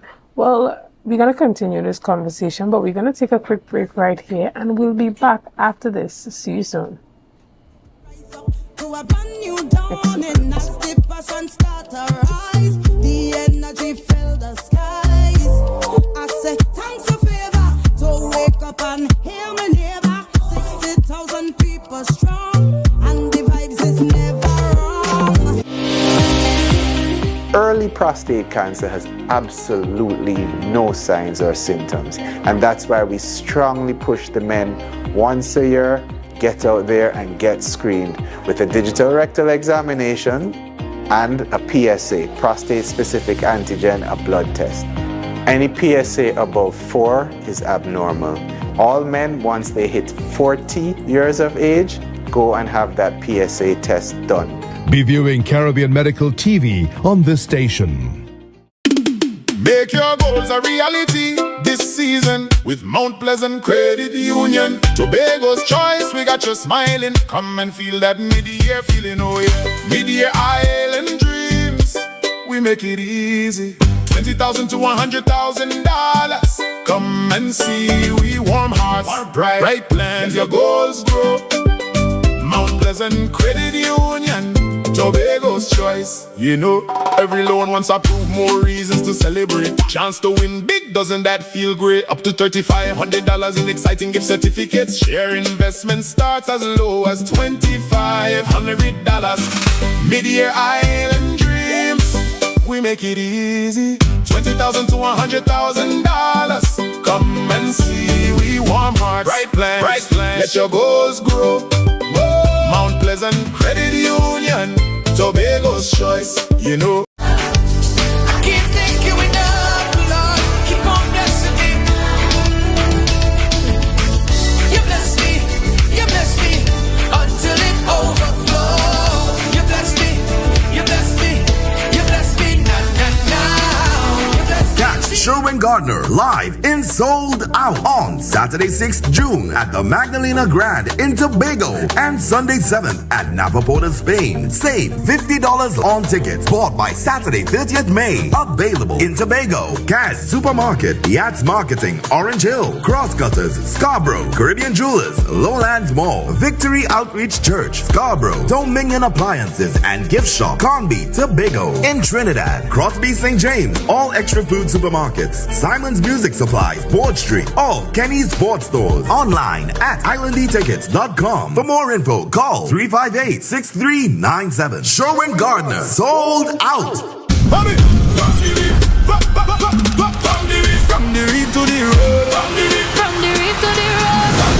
From the reef to the road. Tobago calling. Sweet vibes, sweet wine, everybody falling. We bring the culture straight to you. Tobago updates, we keeping it true. Oh gosh. Tobago updates. On your screen, there we go. You're home for October, carnival show. From the big stage shine to the rabbit hole line. We bring Tobago to the world in real time. Tobago updates. Tobago updates. Carnival 2026. We said the pace. Wave your flag. Anywhere you're there. Anywhere. Island love trimming all around you. Yeah. Picking love, con for the rhythm start. Tobago updates. Caribbean art. Caribbean art.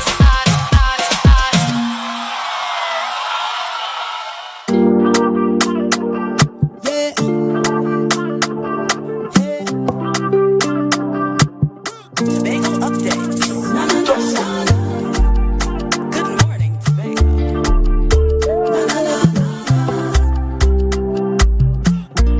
Let's go. It's a brand new morning. Rise up to a brand new dawning. As the passion start to rise, the energy fill the skies.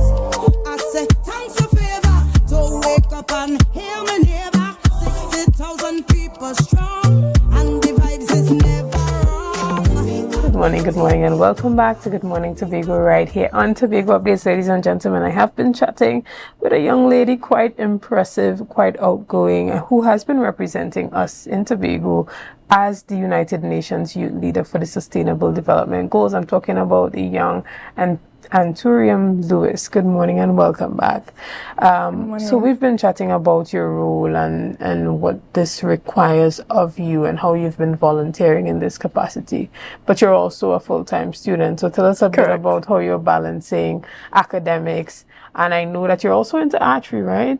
Correct. I'm a national athlete. Right. So tell us a bit about how you're balancing sport, school, because we know that you're a scholar as well. You got a number of awards during your last graduation for outstanding performance. How are you balancing it all?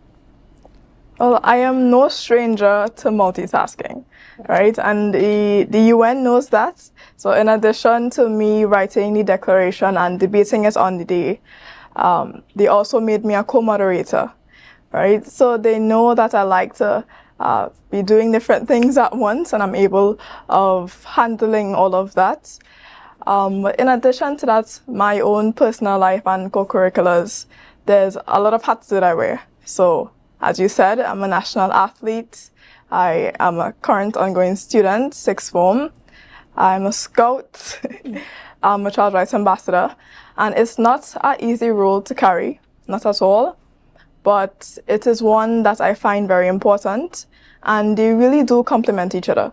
So me excelling in one area, I have seen numerous times where it also supports the other areas that I am in, and certain qualities I gain from one, I can apply to the next.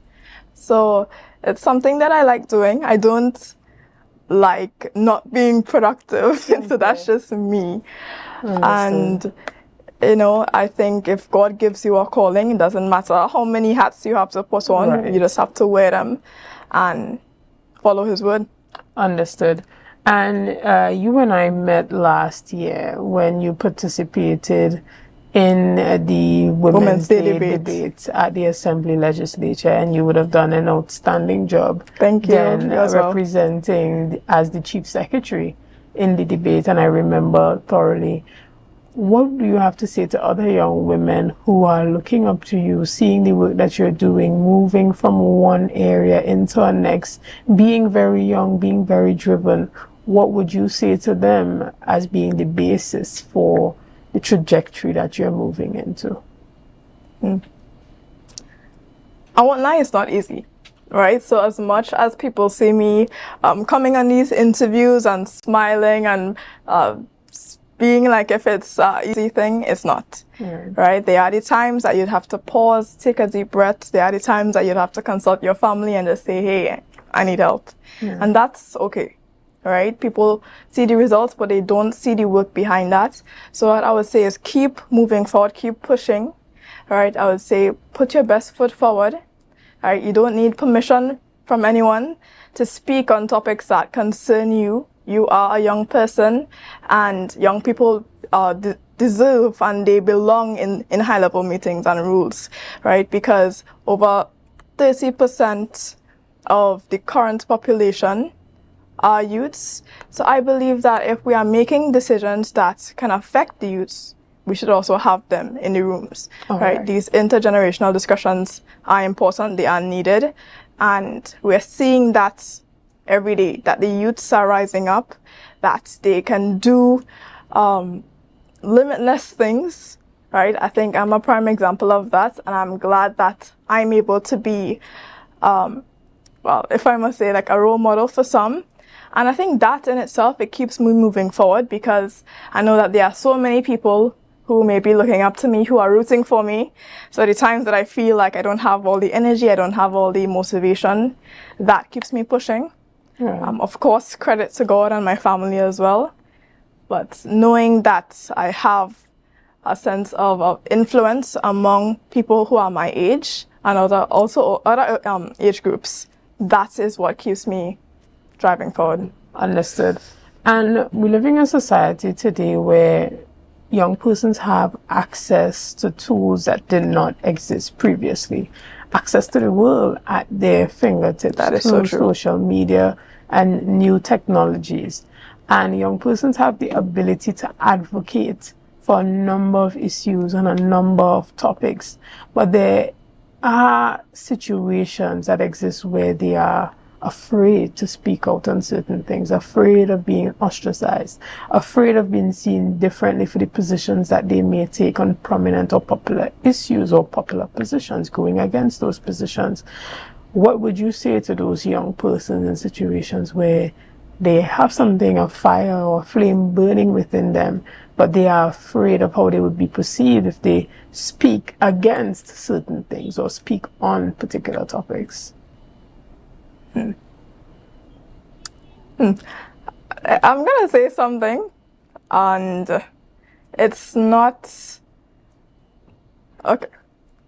So I would say, speaking on things that concern you, that concern the current issues in the world, it doesn't matter if it sounds political or whatever, it's the wisest thing to do, right? If you decide to sit still and be quiet and have things affect you and not rise up and have a say against it, that is not effective in any way, right? And quite frankly, that's probably what the system wants you to do, right? But we need to be able to educate ourselves and understand that we have a voice and it's something that we should use. And the people actually have the most influence when we come together and we stand for what we believe in. So that is what I would say. Right. Yeah. But you know, there comes a time when persons see the ability to evolve in their career or even evolve in the work that they're doing and enter into particular circles. And you recognize that there's an order. And the order dictates that this is the script and you use the script. And if you don't use the script, you are no longer a part of those rooms. And there's that moral contention between having opportunities to go further and keep going while maintaining the script, or to go against the status quo and not necessarily being a part of what might seem from the outside to be that success and that elevation. And even as you rise, what would you say are some of your guiding principles entering into certain spaces, having certain conversations, and wanting to be in a place where you represent not only Trinidad and Tobago, but the region? I would say the world is changing, and it's changing rapidly.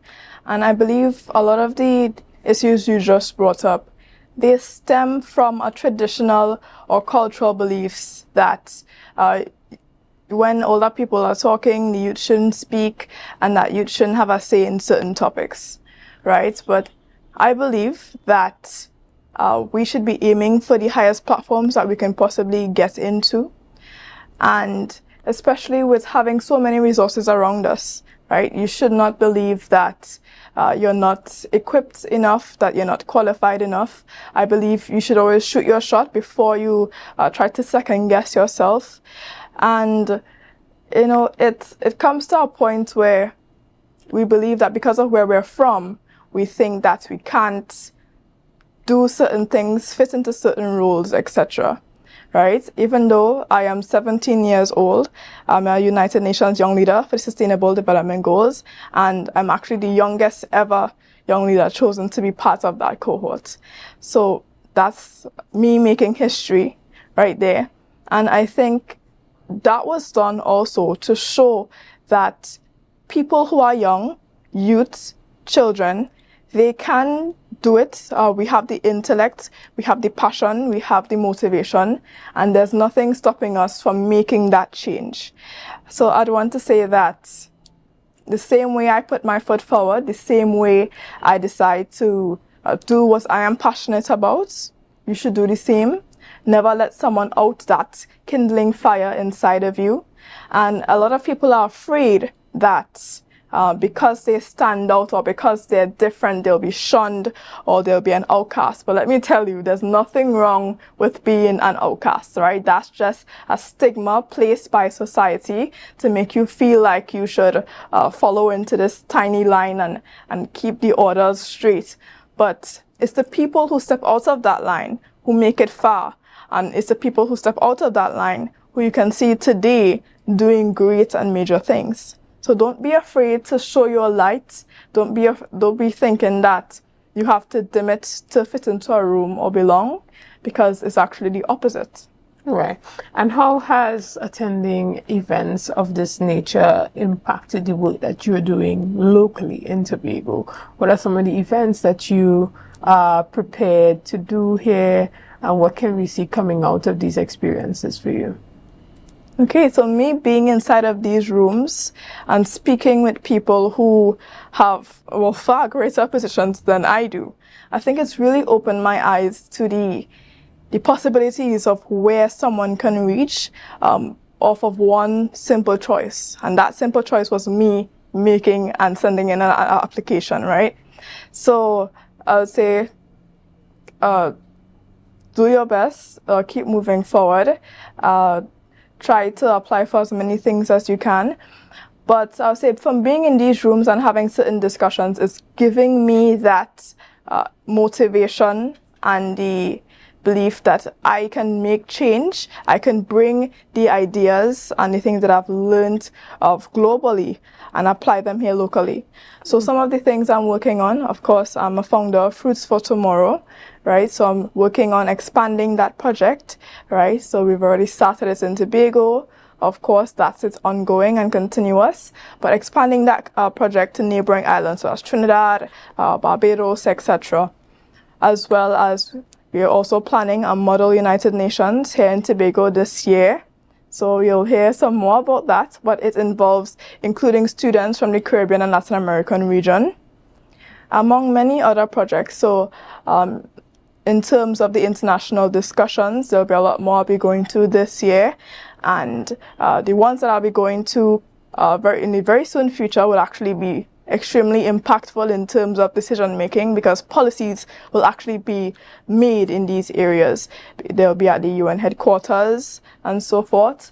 And so I'm very grateful to be able to be in these rooms and listening to these invaluable discussions where I can use those same information and networking to make an impact wherever I go. And I think that's a beautiful thing.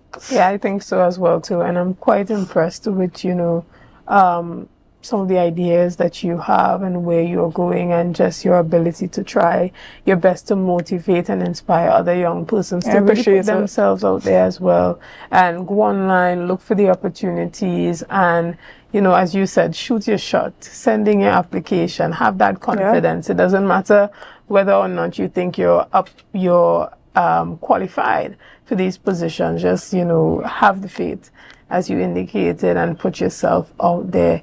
I want to thank you so much for being here this morning and the work that you have been doing. Congratulations to you for being that UN Youth Representative for the Sustainable Development Goals. Thank you so much. And not only using it as a title, but as a means to having greater impact on change regionally, locally, and internationally. Is there anything that you want to say to our audience looking on this morning before we end off our discussions? Well, I'd like to say major thanks to God once again. I'd like to say thank you to my family for always pushing and supporting me. I'd like to say thank you to the Division of Youth Empowerment and Sports. Thank you to the Division of Tourism. Thank you to all other personnel who would have chipped in and helped me to be where I am today, for me to attend these events that I'm attending. Thank you to the United Nations Youth Office. All right. And thank you, Chanel, Felix. Thank you so much for having me here today as well, and for engaging me in this very fruitful discussion. It's greatly appreciated. And I'm glad that you have me here today. Excellent. And, we continue to look on at your progress. We continue to follow, and we look forward to seeing all the great things that you continue to do. And the work is only just beginning. And even as I would say to you off screen, don't be afraid to be your true, authentic self. And that is what's going to separate you from each and every person, no matter where you go, as you fly the flag for Trinidad and Tobago extremely high. So, and you are also evidence that your parents have done an excellent job. All right, ladies and gentlemen, this is where we end off our discussion this morning. We want to thank you for your likes, your shares, and your comments, and all that you have been doing and continue to do to make Tobago Updates the #1 broadcaster here on the island of Tobago. Again, I am Chanel Felix, and have a great day.